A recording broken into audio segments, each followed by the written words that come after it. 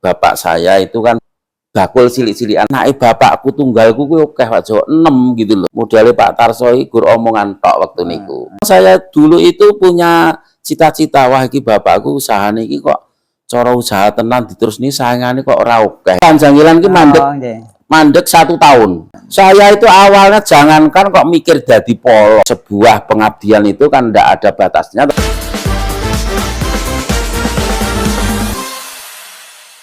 Dari kata kita, awal cerita kita. Kali ini saya ingin berbincang lebih jauh tentang salah satu calon Bupati Wonogiri. Karena latar belakangnya yang cukup unik. Karena saya dulu agak lama di penyelenggara pemilu, itu mengetahui ada salah satu anggota DPRD itu yang latar belakangnya mulai dari tingkat RT, bahkan di bawah RT, kemudian berkarir sampai ke DPRD. Nah sekarang maju berkompetisi di Pilkada 2024. Tidak banyak warga kita yang punya keberanian, punya potensi, punya kapasitas seperti itu. Ketemu kembali kita dengan Pak Haji Tarso. Assalamualaikum Pak Haji. Waalaikumsalam Mas Joko. Satu yang cukup menarik itu bagi saya dan kawan-kawan itu ceritanya pripun. Pak Haji Tarso katanya dagang godong-godongan gitu nggih. Kemudian barang kependem gitu lah. Dan sukses sekarang menjadi pengusaha sukses di sisi timur Wonogiri, bahkan di perbatasan dengan Jawa Timur, mulai dari pedagang di pasar, sekarang menjadi pengusaha bis di Wonogiri, bahkan eksportir dari Wonogiri. Bisa ceritakan Pak Haji Tarso? Nggih Pak Joko, itu nek cerita ini sebenarnya saya malu loh Pak Joko. Karena gini, terus terang saya itu dulu sebelum saya misah sendiri, memang bapak saya itu kan juga bakul cilik-cilikan Pak Joko. Bakul ada empon-empon, ada hasil bumi, tetapi yang dibidangi oleh ayah saya itu yang rempah-rempah. Gitu. Kan beda, hasil bumi kan ada bermacam-macam Pak Joko. Ya enek pari, enek jagung, enek telo itu toh. Nah, tapi ini kan empon-empon Pak Joko. Artinya apa? Artinya empon-empon itu di kalangan masyarakat sebenarnya sudah tahu, tetapi populernya kan beda dengan nek padi itu menggelora nasional gitu. Jagung juga begitu. Gaplek wis kotane Wonogiri kan begitu Pak Joko. Nah, berangkat dari itu memang saya dulu itu punya cita-cita, wah iki bapakku usahane iki kok cara usaha tenan diterusne saingane kok ora akeh iki kok yo dadi nek umpama tak terus niku duwe cita-cita hanya seperti itu Pak Joko. Pada waktu itu saya masih istilahnya itu ikut orang tua. Lah setelah saya itu sudah istilahnya kawin, terus ya ingin pisah dengan orang tua, saya itu kan masih dari nol Pak Joko. Nggih masih nol, makanya aku harus cerita jani izin karena lho wong bapakku ki ya usaha tapi ora sukses Mas Joko. Ya gur kena nggih menghidupi keluarganya, apalagi anake bapakku tunggalku kuwi akeh Pak Joko 6 gitu loh. Nggih, jadi nek kon arep sukses waktu dulu kan belum bisa lah. Tinggal dibagi 6. Nah, entah mboten kula mboten bagian. Akhirnya napa? Kita bekerja, gitu, bekerja. Lah terus modalnya piye Pak Tarso lah Pak Joko. Modalnya Pak Tarso iki gur omongan tok waktu niku. Jadi wong jenenge ora ndi modal, ya nek modal iki nek gur 1 juta 2 juta kan nek usaha empon-empon karo janggilan kan ya perlu modal yang banyak toh Pak Joko. Pak Tarso itu pada waktu itu punya dagangan itu bonsek Pak Joko. Kira-kira tahun berapa itu Pak? Itu tahun 93. Nggih. Bonsek karo pengepul-pengepul terus tak proses. Engko nek wis tak proses rampung agek tak dol. Tak dol untuk duit agek tak nggih nyarutan Pak Joko. Begitu terus naik ngono. Akhirnya apa? Kita rada iso gede. Barang rada iso gede, kita melebarkan sayap. Aku yo yang Surabaya, yo yang Jakarta, yang Semarang. Golek pelanggan Pak Joko. Istilah ngrutus glidik. Ngrutus marani sapa sing gawe janggilan, sapa sing tuku laos, sapa sing tuku kunyit ngoten Pak Joko. Lah, pada waktu itu kebetulan teman-teman itu ada yang menyerahkan kepada saya di Surabaya. Pas saya itu di Surabaya kirim salah satu pabrik tapi tidak begitu besar. Terus kita disarankan, Pak, sentral si Jawa Timur itu di kota Surabaya di Pasar Pabean. Sampean ke sana, coba sampean menawarkan bahwa sampel ke sana jenengan ngubengi. Tak turuti Pak Joko. Kula ngubengi Pasar Pabean itu ya wombone ora umum. Setiap kios tak tekoni kuwi butuh apa. Setiap kiosnya tak tekoni butuh apa. Lah setelah lama-lama saya itu punya langganan di sana, iso kirim laos, iso kirim temulawak, ngoten Pak Joko. Akhirnya apa? Pada waktu itu ternyata laos sama temulawak itu sudah bisa diekspor sebenarnya Pak Joko. Pada tahun itu loh gitu. Lah, kebetulan di sana itu saya nunggu sama pelanggan saya itu yang di Surabaya itu, terus bos saya yang saya kirimi itu punya buyer dari luar negeri. Pada waktu itu dari Cina, Mas Joko. Terus selain hasil bumi, apa Pak Tarso yang penjenengan kerja ke aku ya domblang-domblong ngono Mas Joko. Tekoni kuwi. Terus aku kelingan, weh, bapakku ki dodol janggilan nggih, kula ngoten. Terus akhirnya kula bingung waktu niku ditekoni janggilan niku ora Jawa ning kono mergone gutir Pak Joko. Oh, nggih, beda. Akhirnya apa? Kula nyuwun contone nek ngoten Bos, coba tak gawane yang mulih. Nggonku ki kira-kira iki padha apa ora ngono. Setelah itu kayak contoh Pak, kula ini kaya suket iki kok masaku janggilan. Tapi nek wong kono jenenge kok cinco gudir ngoten lho Pak.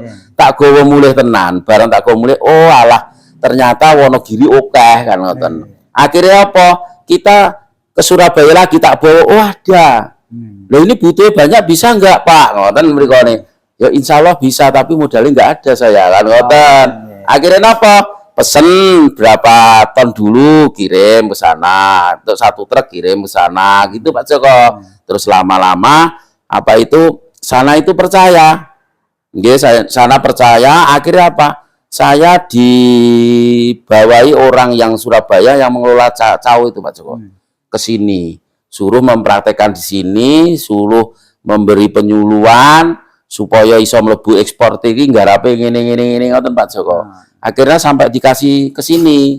Nah, lama-lama karena saya itu masih terbentur dana Pak Joko, walaupun sudah bisa, saya belum berani. Akhirnya apa? Yaitu tadi 1 truk, 2 truk kita kirim, baru dibayar, kita beli lagi. Setelah kita dapat untung Pak Joko, akhirnya bos saya waktu itu namanya Pak Cahya. Aslinya itu NTB. Sana tapi punya perusahaan di Surabaya, sering di Surabaya. Itu percaya sama saya Pak Joko. Akhirnya kita dikasih pres hidrolis, dikasih 1, suruh bikin di sini, tapi tidak lepas dari pengawasan beliau dulu. Itu akhirnya apa? Kita bisa packing seperti ini, 1 kontainer itu bisa masuk sekian ton, itu sudah dihitung Pak Joko. Karena apa? Pada waktu itu antara harga dengan ongkosnya ke luar negeri itu hampir sama. Dolar pada waktu itu hanya 1.100 Pak Joko. Nggih, 1.100.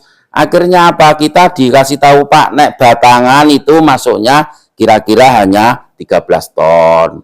Nanti nek daun bisa 20 ton. Begitu Pak Joko. Akhirnya itu bisa dan saya juga bisa. Lama-lama kita ditinggal oleh sana, artinya wis ora ditunggoli gitu loh Pak Joko.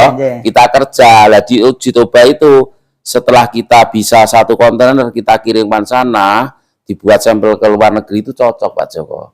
Cocok, akhirnya berjalan terus. Nah, di waktu 93 sampai 96 itu ada kendala Pak Joko. Saya sudah punya modal sedikit, tetapi istilahnya orang jalan janggilan ki mandek 1 tahun. Itu aku bingung waktu itu. Wih, iki piye iki? Aku ora ndek apa-apa nek nyetok ora iso kan ngoten. Lah kebetulan saya ke Argosari itu ketemu dengan kepala desa namanya itu Pak Jarwanto.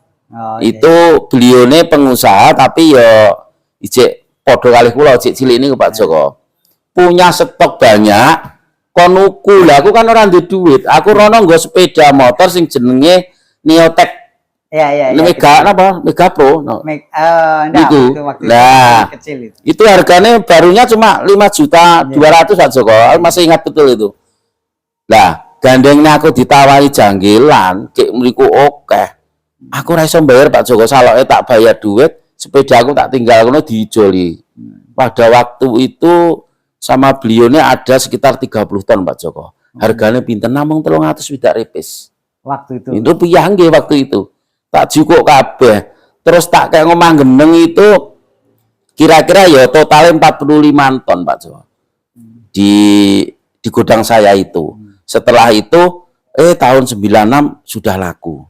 Sedikit. Delalah itu perubahan waktu Pak Harto lengser itu Mas Joko. Masya Allah itu dolar sampai 18.000. Ya. Dan kebetulan saya punya stok waktu itu 40 ton lebih Pak Joko. Alhamdulillah bos saya itu sama saya itu bisa ambil barang dari saya, cuma yang ngirimi saya tok Pak Joko itu. Untung saya waktu itu pang bayang itu kon 300 swidak. Payune iki 18.000 pang bayang nih saiki. Jumlahnya 40 ton luweh. Aku kaya dadak sugih Pak Joko waktu itu. Saya itu sampai batiku kuwi waktu kuwi tuh kalau diesel sing nika sing urung tepak nika Pak Joko. Iku regane anyar iku 17 juta. Saya setuju. Aku sampai senengku sampai tuku loro waktu niku. Nggih. Bar tuku loro gawe omah Pak Joko. Saya setuju. Kalau gawe omah, bar gawe omah tuku tanahnya tak nggih gudang sing enteng-enteng nika. Nggih. Setelah itu saking senengku, adikku sing jenenge Mariji saiki dadi anggota dewan kuwi Pak Joko. Kuwi entuk jodoh, kuwi tak syukuri ning omahku pada waktu itu tahun 2000 pas Pak Joko. Tahun 2000 saya pernah mengundang Pak Anom Suroto. Makanya apa? Pada waktu itu sampai saya itu diceritakan sama orang yang tidak seneng sama saya, jadinya aku tidak pesugihan Pak Joko. Sebenarnya tidak tahu itu. Dan saya itu memang dari nol bener niko. Lah setelah itu kita jalan, wong sing jenenge usaha iki beda karo pejabat lho Pak Joko. Gitu. Nek pejabat kan iso diitung gajimu piro, gitu selama pirang tahun. Tapi nek sing jenenge bisnis apa iso nebak kayak tukang 300 swidak payu 18.000 Pak Joko. Kan enggak ada kemungkinan loh. Itu khusus janggelan. Khusus janggelan itu. Itu sumbernya dari mana aja? Itu pada waktu itu saya ambilnya baru dari Ponorogo sama Pacitan Hargosari. Cuma 3 itu. Kalau Wonogiri yang paling sumber paling banyak nih. Karangtengah Hargosari. Itu Mas Joko. Lah, setelah saya punya gudang, habis nanggap Anom, adikku tak syukuri itu, kita itu dapat peluang lagi selain janggelan itu bawang putih Pak Joko. Bos saya itu kebetulan juga ngimpor bawang putih. Setiap saya kirim ke Surabaya, nyun sewu ngetani nggo janggelan mulane niku bawang cek iki badi kabeh Pak Joko. Makane alhamdulillah sampai sekarang ini dikatakan orang-orang sukses begitu loh Pak Joko. Nah, saat ini pun saya masih punya buyer yang namanya dari Cina, dari Taiwan, dari Thailand itu. Makanya apa? Nek sebenarnya untuk lokal itu ya laku Pak Joko. Saya kirim sampai Sumatera, Jakarta, sampai Kalimantan. Waktu itu usia berapa gitu. Kalau waktu itu kalau enggak salah 93 kayak saya kelahiran 70 itu berapa ya Pak Joko? 23 ya? Ya 23 betul. Nah, lulusan SMA kalau kuliah mahasiswa gitu. 23. Lah ini saksi ada Pak Wit ini betul paham ini Pak Wit ini. Wong saya itu 2099 ya Mas saya itu. 99 itu saya baru masuk PDI Pak Joko. Oh nggih, di awal setelah reformasi. Nah, itu. Yang menarik di sini, Mas. Nggih. Ya jadi pengusaha sukses kok yo gelem-geleme sih masuk partai. Dan kemudian jadi anggota, alhamdulillah jadi anggota DPRD ya setelah sekian lama masuk ke partai, kemudian jadi anggota DPRD dan usaha itu masih tetap berjalan. Ngelakon ini pripun jenengan? Gini Mas Joko, kan pada waktu itu saya menjadi kepala desa itu kan kenal dengan kepala-kepala desa satu kecamatan, minimal itu, bahkan sampai meluas satu dapel. Jadi memang pada waktu itu Bulukerto itu komplang nggak ada wakilnya Pak Joko. Nah teman-teman itu mengharapkan waktu itu nek duwe anggota dewan yang kecamatannya dewi-dewi kan mengharapkan aspirasinya bisa masuk gitu Pak Joko. Lah dilihat karena saya itu dianggap sukses dalam bisnis saya itu dari beberapa pihak, terutama dari perangkat itu istilahnya Pak Tarso, kamu harus mencalonkan anggota dewan biar seperti Pelem Purwantoro ada anggota dewannya iso bangun Pak, kan begitu. Akhirnya saya maunya di situ Pak Joko. Jadi bukan kok berarti saya itu wah aku ini kudu jabatan ini, enggak. Saya itu awalnya jangankan kok mikir jadi polo. Saya itu enggak Pak. Enggak ada arahan saya aku somben nyalon ke polo terus nyalon ke dewan, apalagi ini sampai menyalahkan bupati, nggak ada pemikiran itu Pak. Golek momongan. Nah, nggak ada. Ya karena saya paham, nek saya ini dari teman-teman dibilang sukses, artinya kan nek sebuah pengabdian itu kan nggak ada batasnya, toh Pak Joko. Gitu. Dari BPD, Polo sampai anggota dewan ini akan ke jenjang yang agak tinggi lagi, bupati kan ngoten Pak Joko. Ya intinya yaitu pengabdian Pak Joko. Nek tak hitung iki nyun sewu lho iki nek cupar-cuparan. Aku nyalon ke anggota dewan tak 1,5 M, kayak gajine 26 juta, dipotong partai 6 juta, nompone 20 juta. Aku ijik nggawa sopir, nggawa mobil, yang kantor kuwi kan PP kan ya jauh Pak Joko. Nek keteko pas kandalan ana wong kerja bakti. Nah, belum itu, belum sosial jagung dan sebagainya, tilik wong loro. Entek sebenarnya Pak Joko, nek dihitung nggak ada. Makanya kita harus sadar, oh berarti nek kita jadi pejabat itu hanya pengabdian Pak Joko.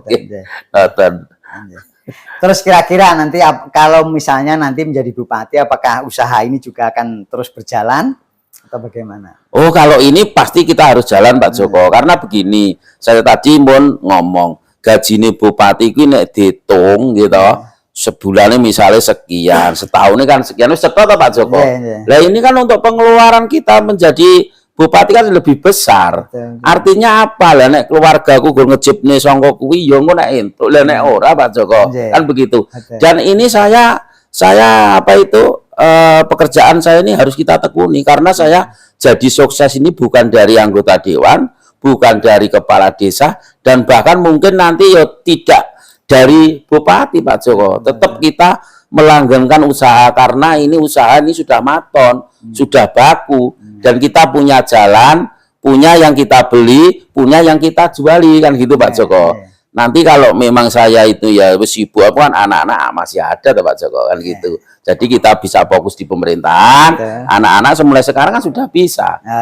Dah bisa dikatakan orang-orang saya yang ikut saya memegang di bisnis saya kan juga sudah pandai sekarang Pak Joko. Oke, mungkin pesan-pesan terakhir, pesan-pesan untuk generasi muda. Karena gini, cerita jenengan ini kan sangat inspiratif gitu kan. Nom-noman, orang duwe, tekati wirawiri gitu kan. Sampai ujung-ujungnya sekarang mau nyalon bupati. Kira-kira apa pesan untuk generasi muda? Ya, kalau kita boleh pesan teman-teman generasi muda jangan putus asa lah. Pak Tarso jadi sukses ini juga dulunya sulit. Makanya kalau punya niatan, hati yang ikhlas, apa yang penjenengan tekuni, mohon untuk ditekuni, untuk dirajini apa. Nanti saya rasa akan ada peningkatan. Setelah ada peningkatan, mestinya ada punya peluang pasar yang besar Pak Joko. Kalau tidak dilambari dengan hati yang ikhlas, dengan kesadaran yang baik, saya rasa memang kalau ingin begitu apa itu istilahnya bakul gitu terus langsung deal itu kan nggak bisa tuh Pak Joko. Makanya ini teman-teman jangan putus harapan. Pak Tarso diimbin rekoso, penjenengan harus istilahnya kreatif, rajin untuk meningkatkan apa yang penjenengan bidangi Pak Joko. Nek klub seperti itu. Biar seperti Pak Tarso minimal kan. Terima kasih Pak Haji Tarso, jadi sangat inspiratif. Sahabat kata kita, satu kunci yang harus kita lihat adalah hasil tidak pernah mengkhianati proses. Saya kira itu inspirasi dari Pak Haji Tarso, calon Bupati Wonogiri tahun 2024. Sampai ketemu kembali di kata kita, awal cerita kita. Waalaikumsalam warahmatullahi wabarakatuh.